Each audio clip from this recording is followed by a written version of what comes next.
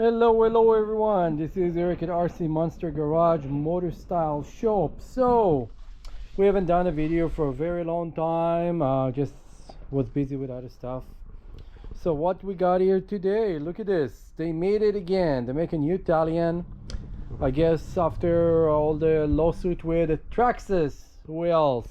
They finally figure out how to make it again, and it is right here in our shop. So what it is, eventually it's like just the same version of the previous Talion, but this time you're actually getting an EXB instead of a BLX. So it's a little bit more souped up, much faster. But I noticed right away couple small things that I don't know if I have a problem with it, but I guess a lot of people will ask why it's not there. So let's point it to start with. First, they did not put inside those clipless body, so you have the body pins front and rear. I don't have a problem with those, and one of the reasons I think they did that is because this body sits so low and this vehicle is so low to the ground, and the body seat on it so low, it's completely sandwiched together. It's about like, I think like about 4 inches. So they could not do that like they did in the previous version of the Arrma Kraton. So you don't have a place that you can press this thing down, because as soon as you press, you're already on the frame. If you pull those out and just look what there is underneath it, let's do that real quick. Hard to do one-handed, but let's try. Everything is shaking. See, if you're in California, it's earthquake, you're used to it. So you have here 2 sliders on the roof. They will help a lot. This together with that will prevent a lot of problem when you flip it and cause damage to the body, so it will absorb some of it. Done. Inside here you have of course the brace that's preventing some damage when you flip, and then look what's going on here. So first, they gone with a very thick Velcro. I don't think they thought it through. This is very thick Velcro. Usually it's much thinner.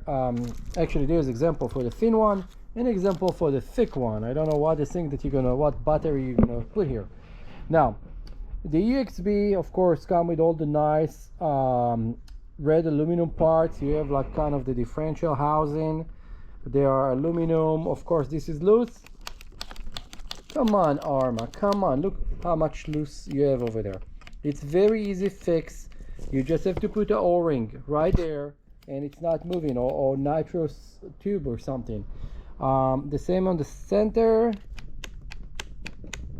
Yeah, so they're never gonna fix this problem. I can point it a million times and they're never gonna listen.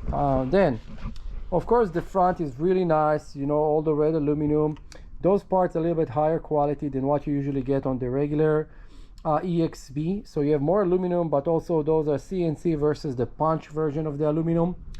You can see on those shocks that those shocks are very low to the ground because this vehicle designed to go a little bit faster. It's around 75 miles an hour out of the box. Now, couple things that I already saw and I'm disappointed with, I'm gonna go over in a second. We will get there. Servo, they put in the regular servos of Arrma. I have bad luck with those keep burning like on all my customers. Those new ESC that they have, they're running good, but again, a lot of people reporting that this suddenly go to fail-safe and shut off the vehicle after you run for a while if it's get hot. The gear inside right there, can you see it right there? It's kind of tiny, but still good, you know, because they're giving you I think another gear to go for speed, so this is going to be more for bashing. Now when you look overall on the frame, this frame is fairly thin, you know, it's very thin. Consider that you have 2 braces here to hold it, but this is going to be an area that will give, this thing will bend. So you're probably going to end up finding later a CNC frame or carbon fiber frame that will work to make it stronger here. But I have a CNC machine in the shop now, and I'm going to actually make aluminum support to make this area here, this entire area. I have big hands. If you haven't been in my shop, I have huge hands. They're like 3XL. If I can put my entire hands over there, it's a big area. but it's look like it's about 3.5 millimeter, even 3 millimeter thickness of aluminum. It's not good enough. On a big jump you're gonna bend it and it's gonna be shame. Now when you look at the motor, it's the same motor that they put in lately on all the other cars, the 2050. I'm disappointed. They should have put a bigger motor on this. And then the cooling fan on this as well, it's too small. You probably want to put twin or to get with something a little bit bigger. Now while we're looking at stuff, let me give you a tip that is going to be $1 million tip, save you a lot of headache. Those bolts that you put in here, those getting eaten on the first time you're going to open them. Okay, it's look like right now, even when I look at it, it's a 5K video. Hopefully you can see it. They're already a little bit rounded from the factory inside. So when you take them out, just replace them. And what I do usually, I'm taking like Allen head screws with a washer, and I'm getting a high quality one, so when you want to open it and close it, it's never gonna strip on you, so you don't have to drill it off. If you never did it before, you're gonna learn the hard way what it's mean. When you break those, you have to drill them out, and it's like a 2-second work suddenly become to be 5 days repair. Of course I'm exaggerating, but it will be like a couple days and many hours of trying to figure out how to take it without break it. Now when you look on the back, of course you have like the rear arms, everything is a lot very nice and beefy. Again, like you have the same noises in all the dog bones over here. I know they do it loose. Just look how much noise.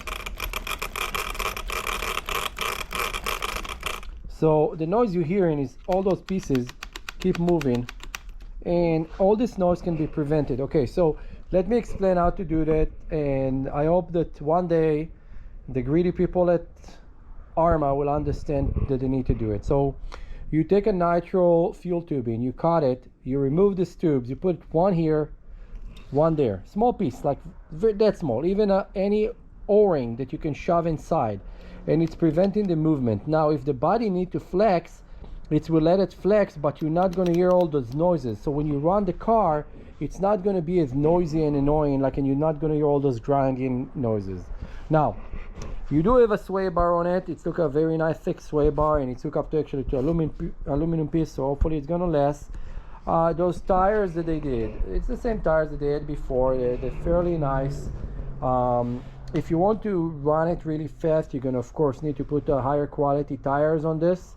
Those are pretty good. If you run for the first time Arrma vehicle and you haven't done it before, go on a 50% on your remote, but also push those tires sideways and make sure that they glue good, because usually they like to break here on the back. The tire is gonna fly off, and those are pretty expensive.